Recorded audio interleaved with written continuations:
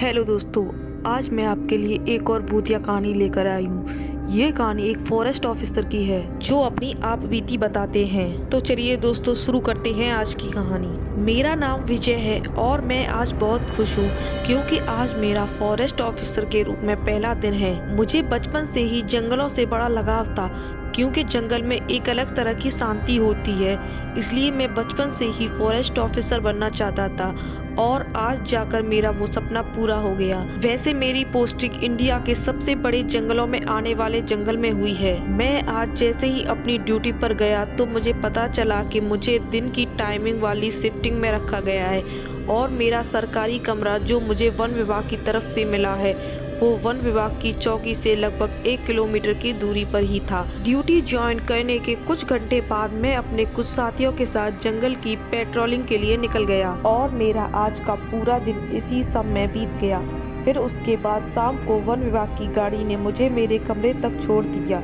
फिर उसके बाद मैं कमरे के अंदर गया और अपना सामान वगैरह रखकर फिर जब तक मैंने खाना बना के खाया तब तक काफ़ी रात हो गई थी, इसलिए मैं सीधा अपने कमरे पर जाकर अपने बिस्तर पर लेट गया और लेटे लेटे पता नहीं कब मेरी आंख लग गई। फिर उसके बाद पता नहीं जाने कितनी देर मेरी आंख खुली तो मुझे खिड़की के बाहर किसी के रोने की आवाज़ बहुत तेज सुनाई दे रही थी। आवाज़ सुनकर मैं अपने बिस्तर पर बैठ तो गया, पर बैठे बैठे यही सोच रहा था कि इतनी रात में कौन हो सकता है जो इतने बड़े जंगल में रो रहा है।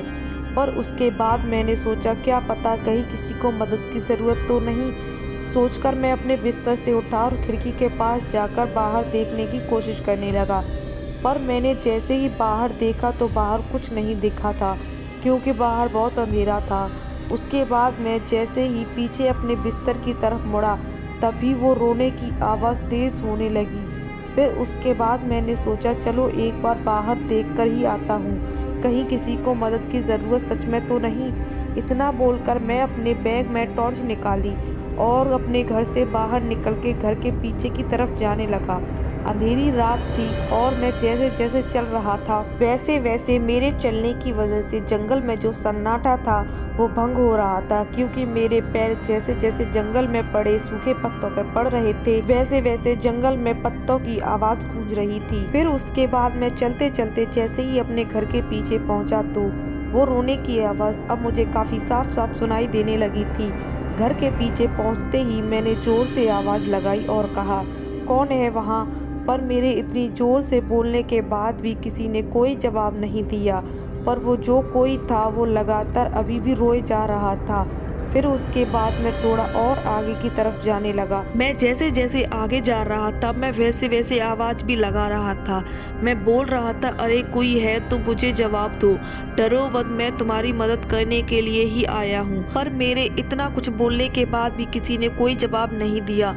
फिर उसके बाद मैंने अपने आप से ही कहा अब कोई भी हो मुझे क्या, मैं मदद तो करना चाहता हूँ पर कोई जवाब देगा तभी तो मैं मदद करूँगा। और ऊपर से यहाँ इतना अंधेरा है कि इस टॉर्च की रोशनी में भी कुछ सही से दिख नहीं रहा।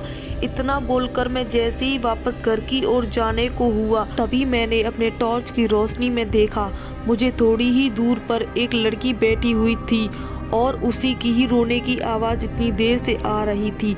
उसे देखने के बाद उसे पहले ही वही खड़े खड़े आवाज़ लगाई और ज़ोर से कहा कौन है आप और क्या हुआ है आपको। मेरे इतना बोलने के बाद ही उस लड़की ने अपना सर ऊपर करके मेरी तरफ देखा। फिर उसके बाद उसने फिर से अपना सर नीचे करके रोने लगी। मुझे ये देखकर बड़ा ही अजीब तो लगा, पर मैं फिर से आवाज़ लगाई और कहा अरे कौन है आप और क्या हुआ है आपको। मेरे इतना बोलने के बाद ही उस लड़की ने फिर से अपना सर ऊपर करा और बिना कुछ बोले ही अपना सर नीचे करके रोने लगी। फिर उसके बाद मैंने सोचा क्या पता क्या ज़रूरत हो उसको, चलो उसके पास जाकर देखता हूँ। इतना बोलकर मैं उसकी ओर जाने लगा और फिर उसके पास जाकर मैंने फिर कहा आप ठीक तो हैं और क्या हुआ है आपको। मेरे इतना बोलने के बाद उस लड़की ने फिर से अपना सर ऊपर करा और अपने हाथ को ऊपर करके इशारा करा और रोते हुए ही कहा वो। इतना कहकर वो लड़की अपना सर नीचे करके फिर से रोने लगी। पर जिस तरफ उसने इशारा करा था उसके बाद मैंने जैसे ही उस तरफ देखा तो मेरी आंखें फटी की फटी रह गई। और मेरे अंदर का चला हुआ खून मानो जम सा गया हो, क्योंकि मैंने देखा जिस तरफ उस लड़की ने इशारा करा था उस तरफ उसी लड़की की लाश पड़ी हुई थी। यह देखकर तो मेरे हाथ पैर डर के मारे कांपने लगे थे। फिर उसके बाद मैंने जैसे ही उस लड़की की तरफ देखा तो मानो मुझे ऐसा लगने लगा जैसे मेरा दिल अपनी छाती फाड़कर बाहर आ जाएगा, क्योंकि जैसे ही मैंने उस लड़की की तरफ देखा वैसे ही मेरे दिल की धड़कन अपनी दुगनी रफ्तार में चलने लगी, क्योंकि मैंने देखा उस लड़की का चेहरा अब एकदम भयानक सा हो गया था। उसका मुंह पूरा सफ़ेद और जगह जगह से फटा हुआ था और उसके पूरे शरीर में चोट लगी हुई थी जिसमें से खून निकल रहा था। मैं उस लड़की को खड़े खड़े डरते हुए देख ही रहा था, तभी मुझे ऐसा लगा जैसे किसी ने मेरे कंधे पर पीछे से हाथ रख दिया हो। उसके बाद मैंने डरते हुए धीरे धीरे पीछे मुड़कर देखा तो मेरे फिर से होश उड़ गए, क्योंकि मैंने जैसे ही पीछे मुड़कर देखा तो पीछे कोई भी नहीं था। फिर उसके बाद मैंने डरते हुए जैसे ही फिर से उस लड़की की तरफ देखा तो अब उस जगह पर कोई नहीं था। फिर उसके बाद मैंने जैसे ही उस लड़की की लाश की तरफ देखा पर अब उस जगह पर कुछ भी नहीं था। मैं खड़े खड़े बस यही सोच रहा था कि ऐसा कैसे हो सकता है, क्योंकि अभी थोड़ी ही देर पहले उस लड़की की लाश यहीं पर थी और थोड़ा उधर वो लड़की भी बैठी हुई थी, पर अब वहाँ कोई नहीं था। फिर उसके बाद मैंने वहाँ बिना समय गवाए तुरंत अपने कमरे की तरफ भागने लगा। तभी मैं भागते भागते एकदम से रुक गया, क्योंकि मैंने जैसे ही भागना शुरू करा था वैसे ही उस लड़की के हंसने की आवाज़ पूरे जंगल में गूंजने लगी।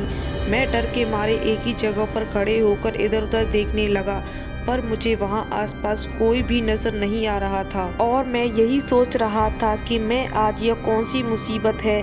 यह सब तो मैंने बस किस्से कहानियों में ही पढ़ा था, पर आज मैं इन सब का अनुभव सच में कर रहा था। फिर उसके बाद मैंने वो हंसी को अनसुना करते हुए अपने कमरे की ओर भागने लगा।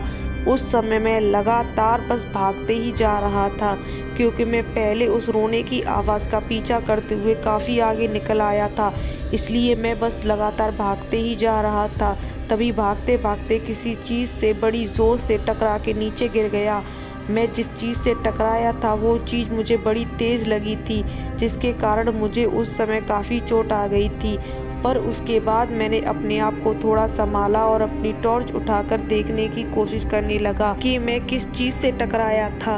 पर मैंने अपने टॉर्च की रोशनी अपने इधर उधर मारी, पर वहाँ आसपास ऐसी कोई भी चीज़ नहीं थी जिससे मैं टकराया हूँगा। फिर उसके बाद मैं जैसे ही उठकर खड़ा हुआ तभी वो हंसने की आवाज़ और तेज़ हो गई, मानो ऐसा लग रहा था जैसे वो हंसने की आवाज़ मेरा मजाक उड़ा रही हो। पर मैंने इस बार भी उस आवाज़ को अनसुना करा और अपने घर की ओर जाने लगा।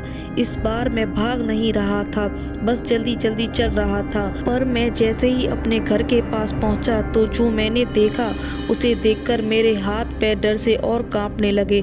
डरा हुआ तो मैं पहले से ही था, पर जो मैंने अभी देखा उसे देखकर तो मेरे डर के मारे पसीने निकलने लगे, क्योंकि मैंने देखा मेरे घर के गेट के पास वही लड़की बैठी कभी हंस रही थी तो कभी रो रही थी। तभी मैंने डरते हुए ही वही खड़े खड़े कहा, कौन हो तुम? मेरे इतना बोलने के बाद ही उस लड़की ने अपना चेहरा ऊपर करा और अपनी जगह से खड़ी हुई और अपनी डरावनी आवाज़ में कहा, मेरी मदद कर दो। फिर मुझे लगा शायद इसे मदद की ज़रूरत है, इसलिए मैंने कहा, कैसी मदद? मेरे इतना बोलने के बाद ही उस लड़की ने अपने हाथ से इशारा करा और कहा, वो जिस तरफ उसने अपने हाथ से इशारा करा था मैंने जैसे ही उस तरफ देखा तो इस बार भी वहाँ उसी लड़की की लाश पड़ी हुई थी। मैंने फिर से उस लड़की की तरफ देखा तो वो लड़की बाद में हंसने लगी।